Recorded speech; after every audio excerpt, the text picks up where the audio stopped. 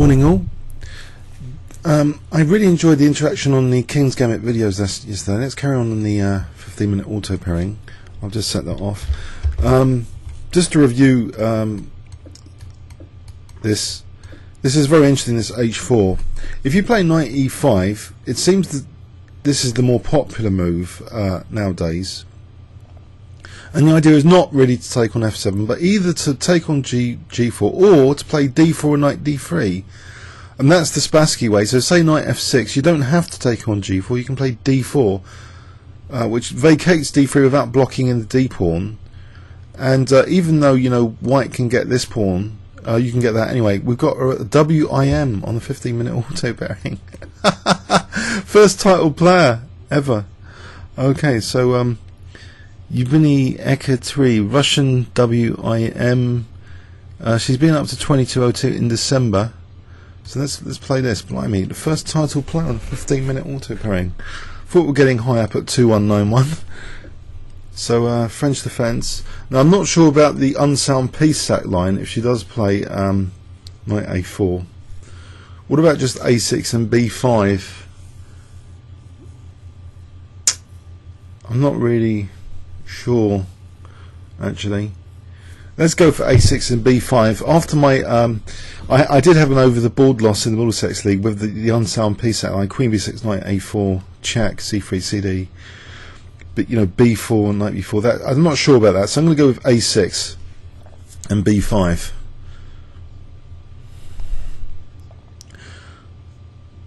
So there's some logic to try and clamp down on G6. Then later, you know, aim for queenside, you know, expansion, B4. Then later A5, Bishop A6 ideally to get rid of the light square bishop. So avoid getting mated, avoid F5s. Keeping this bishop there is very dangerous, but it's a bit of a dodgy system. This, I do feel my king sides, you know, might be in trouble. So, but let's go for it anyway. B5. Now probably, you know, F5 now looks a little bit, you know, dangerous. Okay. So something like G6.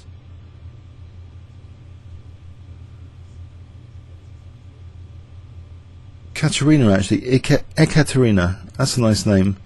Surname.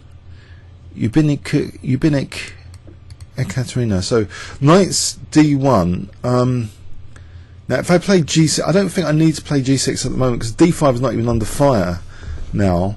But breaking the chain before C3 happens might be interesting. I think I will go for that, breaking the chain here.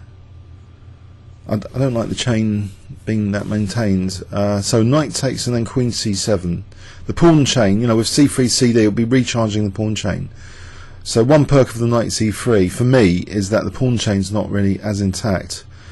So can I use the C file? Can I avoid F5 being a disaster? So something like Queen C7 keeps an eye on E5 against F5, uses the C file, so that ticks two boxes, trying to keep a clamp, not give white such a free hand. But maybe, you know, maybe more accurate actually was Bishop C5. I should really be slowing down here. I think Bishop C5 now. Okay, so if it prompts C3, then Bishop B7. Now there's always Queen E5. If white castles F5, Queen E5. So I think Bishop B7 next, if C3. Not so worried about castling an F5. So Bishop B7, and possibly, unless, I don't know, F6 is useful here. Is it possible F6 is useful here? For later E5, my king's in the centre. What about just castling here on the king side? Because the bishop's actually not on D3. So I do wonder about castling and then F6 and just using the bishop maybe on this diagonal. I'm playing for E5. Mind you, again, D5 is going to be weak, so maybe the bishop should be on B7 and still pursue that plan, you know, just castle. There's no F5 because of knight E5, and then just play F6. I think I might go for that. And A4s could be dangerous because actually C3 does discourage B4. So okay, bishop b7 also protects the rook. So I don't think this is that bad. There's also knight b6 to c4 to think about. But castling here, f5, queen e5. Otherwise, I think castling queenside a4, so I'm going to castle kingside. Take that risk. Hopefully it's a mild risk here. An extra move, king h1, then f5 looks very dangerous. In fact here, f5 now. Actually, I've been working on this laptop machine. It's come to life, actually, remarkably, which is good news. Also, sorry, separate issue of yesterday. So G6. I don't know if any of you have got a solid state drive laptop, but if the solid state drive fails, and anyway, no, I don't want to go into it. So G6, knight G4 looks to be I don't know, F6 here. There's F5, but otherwise F5 anyway. So this is the chance to sort of play knight e5, and it takes f5, e5. I'm protecting for a moment, you know, bishop c5, queen c5. I'm protecting that. So I think f6 is more aggressive than g6, because otherwise these dark squares are also pretty vulnerable. So I think f6 being a bit cheeky here. Maybe, you know, the g file on this bishop on the diagonal. If I king h8, rook g8, that sort of thing. G file attack. Okay. So ef, gf, f5, e5, bishop c5, queen c5, I'm okay. King h8, rook g8, I'm asking for a disaster. The knight's holding up f6 though, for a moment. So maybe it's not so bad. Rook g8, e5, then later d4 maybe. So I'm hoping there's some chances here. Okay.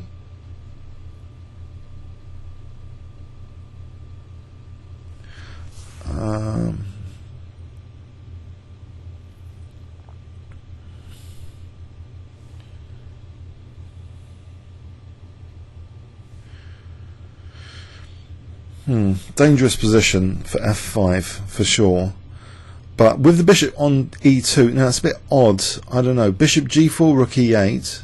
Bishop and knight are in front for e-file. You know, frontal exploitation of the e6 is not going to be as hard, not going to be as easy. Now here, isn't there just a tactic or not on e5? Can I just take knight e5? Does that backfire? Probably it does backfire, but I can't see it. Takes knight e5, queen e5. I think I'm gonna, because otherwise I'm just undermining e5. If there's no clear refutation, then it's a centre pawn. Capablanca likes to grab centre pawns in his games. Anyone likes to grab centre pawns. So knight e5 here, doesn't it just grab centre pawn? No, it doesn't. Because knight e5, there's a flaw in this, queen e5, bishop c5, end of game. So slight flaw, apart from that it was fine. So what about h5 and then queen e5, an improvement. There's knight e3, then my h pawns I'm pretty, also g5 is good for the queen. Knight e5 after that, bishop h5, knight c4, queen to g5. It looks a bit scary for my king. Let's look at this again. Knight e5, knight e5, definitely queen e5, bishop c5. h5 is tempting, just to play queen e5 here. Then if bishop c5, knight c5, I think I'm going to go for h5. Flank pawn for centre pawn. Is there a crushing blow here? Ah, now it is the e5 pawn on. There's no queen f4, the rook's on that. Bishop c5, queen c5, bishop e5, queen e5, knight d. There's no knight d3. Bishop c h5, knight c4, queen g5. What about bishop d4 there? cd. My king's a bit fragmented. What about just rook f5 just to keep h5 and keep pressure on, or even g6? No, the g6 is really asking for queen h6. So rook f5, bishop d3 is not nice. Okay, so let's look at this again. Knight e5, bishop h5. Knight c4, queen g5. What about queen f4 there? Or bishop d4 first cd, queen f4. I'm on b2. I think I'll go for that. Knight e5, bishop h5, knight c4, queen g5, queen f4. Oh, no, bishop d4 cd, knights. Bishop d4, queen f4. Okay, I think I'll go for that.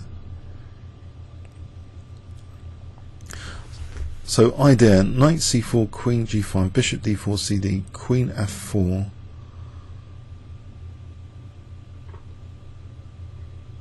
So knight c4 here, queen g5 threatens mate, bishop d4 parries the mate, cd, queen f4, trying to evict the queen. I've got pressure on b2 there. Any improvement? Can't see it.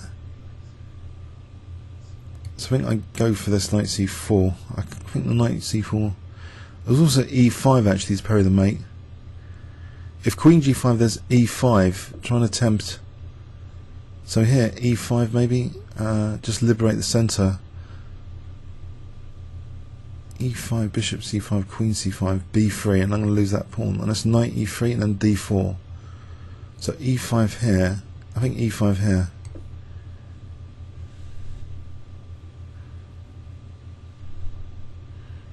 Knight through rook moves d4, and then this bishop's extending the scope. Oh, queen h5 mating implication.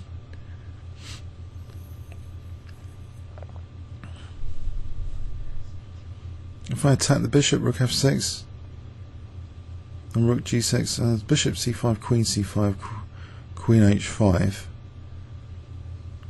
I can sack the exchange. That's a bit cheeky. My king side is weakened. Is this really mating? I suppose it's winning the queen. The queen's loose as well. ED, queen h5, rook f6, check. You have a check, win the queen.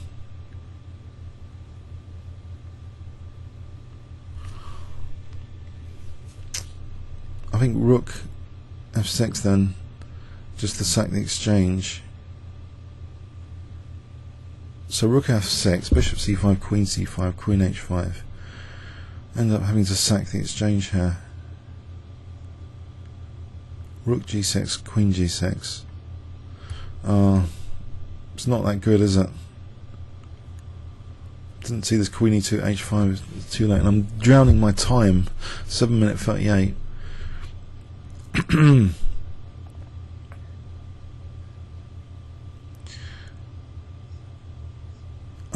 It's a shame. It's a shame. This h pawn was a bit risky. This idea of the h pawn. What about bishop c5, rook g6? Isn't that an idea? Actually. And if rook g6, bishop c5 is rook g2, maybe this isn't so bad. Hang on, I've got a move here after bishop c5. I don't have to recapture.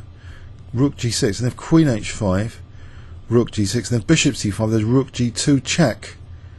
Not so bad, not so bad. Two pieces are attacked here.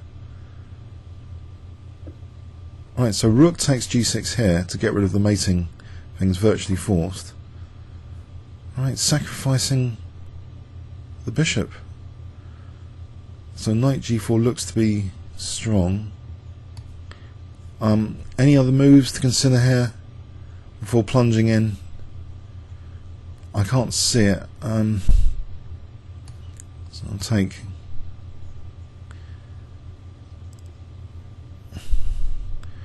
queen e6, queen f7. Knight g4 looks dangerous for knight f6. Oh, this is going to win the bishop, isn't it? Check. Knight e4, win the bishop. Knight e4 check would win the bishop with this kind of check.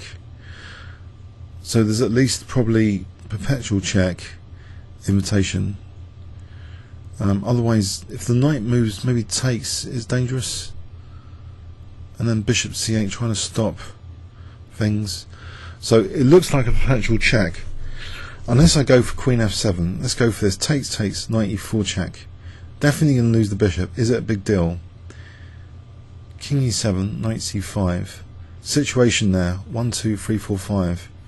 1, 2, 3, 4, 5. It's not too hot.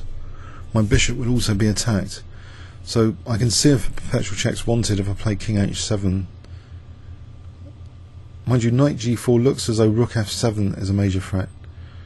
There might be Rook F8 there to parry Rook F7, and the bishop's holding that. So okay, I'll see if a perpetual check is the intention first. I don't want to walk into this discovered check.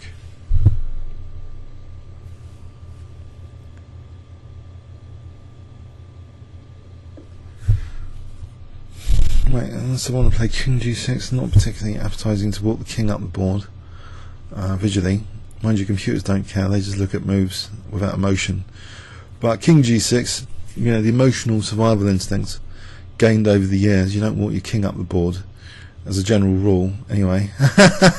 So I think I'm going to see, is it a perpetual check invitation? Draw? Yes, okay, I've drawn with a title player, a WIM, yes. I've gained 1 rating point, 2192. Great. I'm sorry, I bottled out, but let's have a look. Maybe now if I use this method, she can see the moves as well.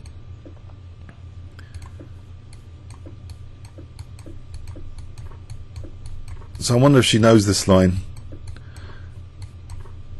Okay, maybe she's not watching. Okay, so A6.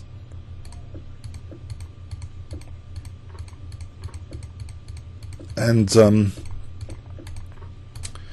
yeah, H5, bit dangerous for G6 and H7 in principle. Actually, there's a risk here theoretically, and that came to be with this Queen E2.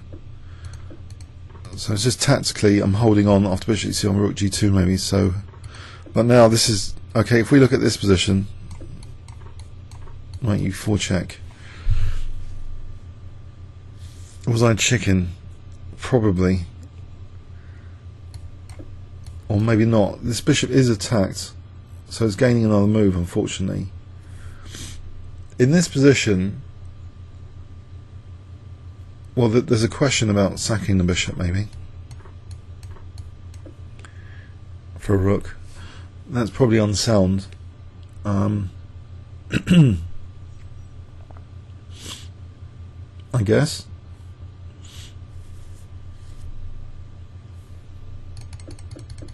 If I don't sack the rook,